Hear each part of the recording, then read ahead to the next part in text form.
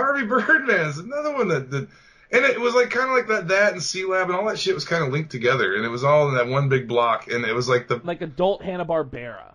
Yeah, and it was oh man, the one with the Apache Chief where he burned his balls and he couldn't get big anymore. Yeah. That was fucking funny. And then it's like they had all these really cool like in-house animation shows with all these different crews that worked on it. In a strange way, it kind of reminded me of the old Marvel bullpen like back in the 60s and 70s. Where you would see like the layout. This is where this artist sits. Like they had the layout of the bullpen of Marvel, and they'd show where all the artists and writers were all at.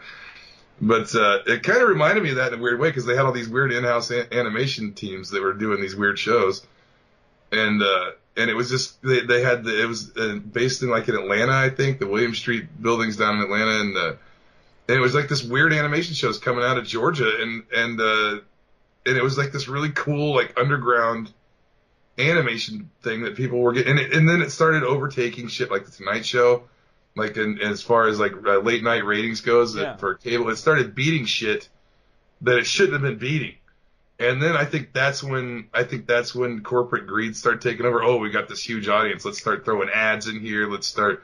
They did a whole Aqua Teen with like like advertising. Boost Mobile, the Boost Mobile episode. The Boost Mobile episode, I fucking hated it, and I said that was right when I started getting really sick of Adult Swim. I said that is a fucking abomination episode to a cool underground show that people are digging, and at that point I lost a lot of respect for the guys that made that show. Because they did a whole episode advertising Boost Mobile, and I thought, this is bullshit. This is not why I watch Adult Swim.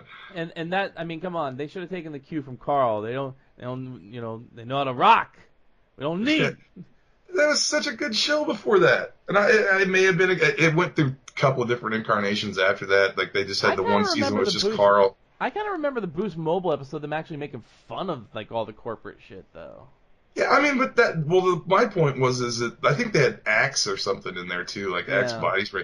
But my offense to it was that they used a real product. If they wanted to make fun of that, then boast Mobile, do that as a play on it to make fun of it.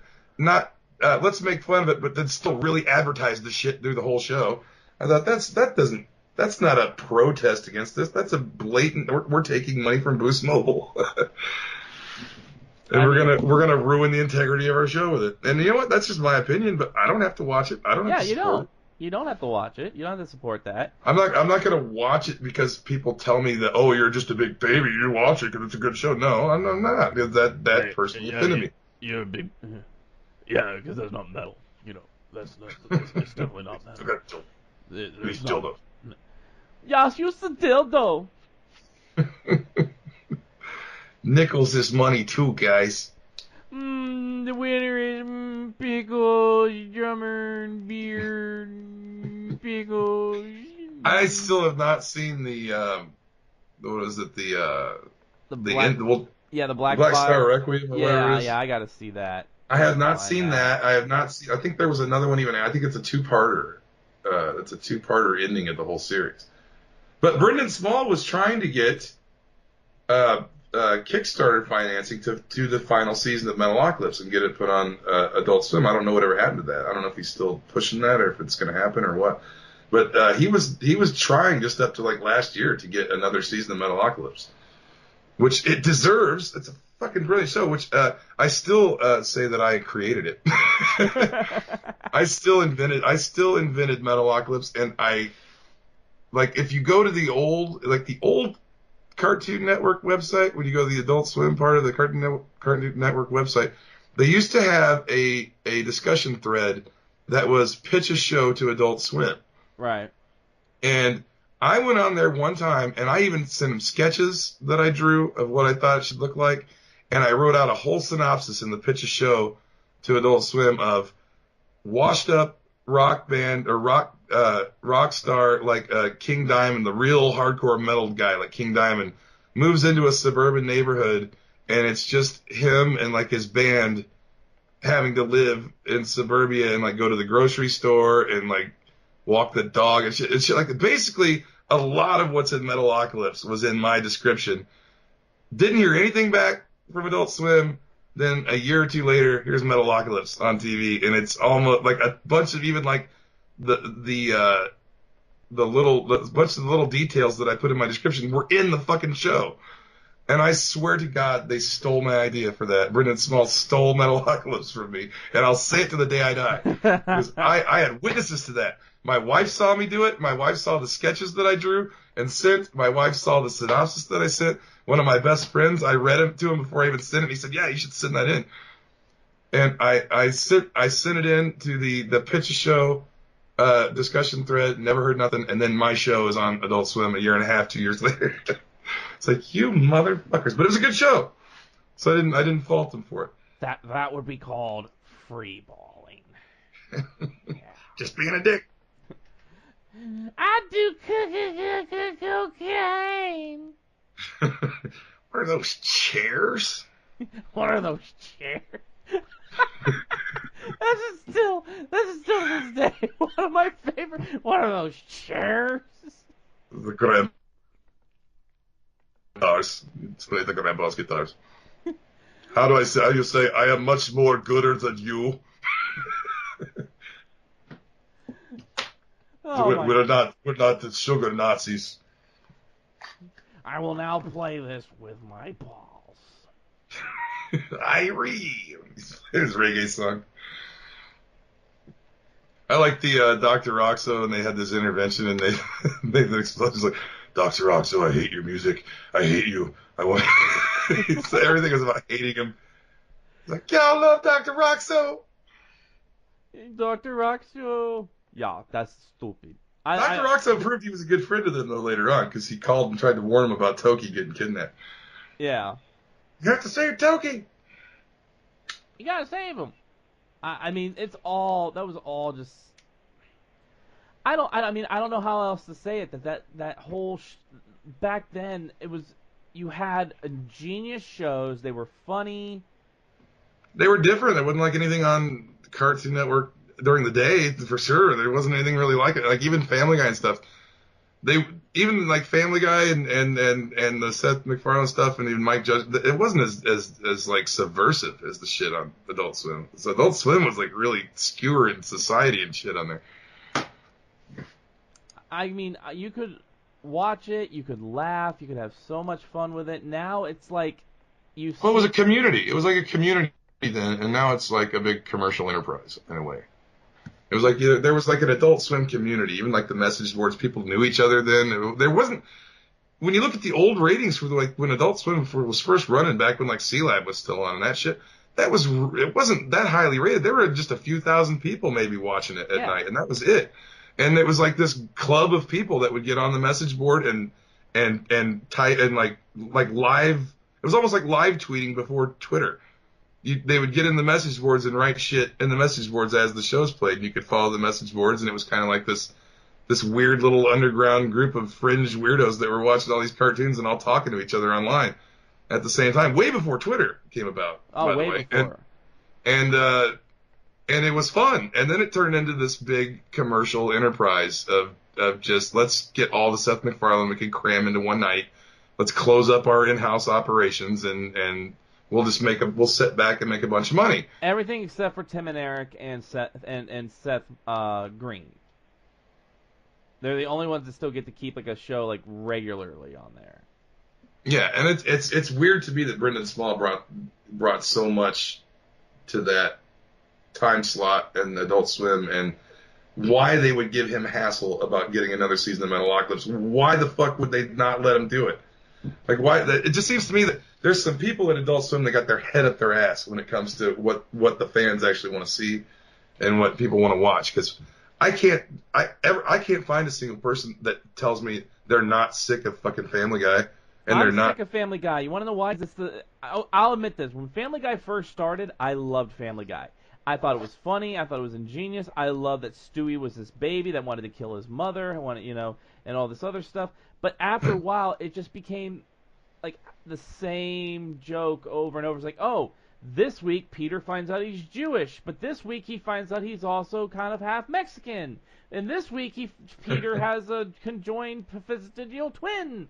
It's like you do the same thing every single. It's the same thing over and over. It's a weird thing. I don't really like it, but if it's on, and once in a while a joke on there will really make me laugh. And it's so hit or miss. Like there's one part of that show that still makes me laugh to this day if I see it, and it's where Peter goes to work with Meg at the Walmart, and he's hiding in the clothes rack, and she can't find him. He's like shirking off the job, and he's hiding in the clothes, and she can't find him, and he's going, he's here giggling in the clothes rack, and then she opens the clothes, and he's in there like a little kid, and he goes, yeah, and he like runs off. That part makes me laugh still, because I remember being a little kid and like Kmart or something with my mom when I was a kid and like getting in the clothes rack. The kids used to do that shit. That was just like a kid thing to do. I thought that was really funny. But it's like so hit or miss. Like, and sometimes it's just downright like vulgar where it's like, God, fucking come on. Right. And, yeah, I'm not a huge Seth MacFarlane fan, number one. He himself is just hit or miss. Like he'll make me laugh once in a while saying something, and then 90% of what he does, I can't stand it. No, I'm right there with you because it's just like, I can't say he's not funny, but I don't like him. That's a weird kind of thing with me. It's like I can watch the show and find funny things about it, but I don't really like it overall. It's not my thing, and I don't really watch it regularly. Well, like I said, Family Guy to me, it has literally become the same joke over and over again. Well, it is. He does all the cutaways and shit, and it just gets boring. American Dad, I'll tell you, the only American Dad episodes I like are Steve-centric episodes, because Steve is a nerd, and it's always something nerdy. You know, like them redoing the Goonies or something like that. If it's a Stan episode, Stan's a dumbass. Stan's a jerk. I hate fucking Stan. And I really hate anything with the daughter.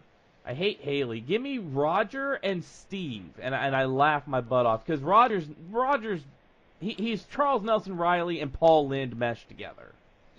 Kind of, yeah. But he's like a real perverted weirdos. Yeah.